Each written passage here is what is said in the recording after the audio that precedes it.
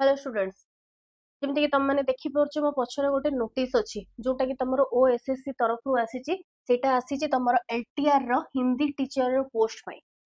total vacancy तुम जान जिते भी अच्छी तार एग्जाम क्वालिफाई करने को हेले तुमको ओएमआर मोड रे एग्जाम देवाक पड़ो आगु ऑलरेडी चेंजेस थिला तो एथर जेहेतु ओएमआर मोड रे एग्जाम होबाकू जाउची से स्पेसिफाई मेंशन करछि कि ओएमआर मोड रे एग्जाम होबो एग्जाम रो डेट तमरो रही 20/12/2025 माने डिसेंबर 12 रे तमरो एग्जाम होबाकू जाउची तमरो एग्जाम रो टाइमिंग रहिबो टोटल 2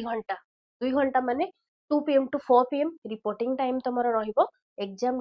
टाइम रो गोटे घंटा आगुरु ओके क्वेश्चंस रहुची केते 150 टा क्वेश्चंस रहुची ता सहित 150 मार्क रहुची आउ ता सहित नेगेटिव मार्किंग भी रहुची माने 0.25 रो नेगेटिव मार्किंग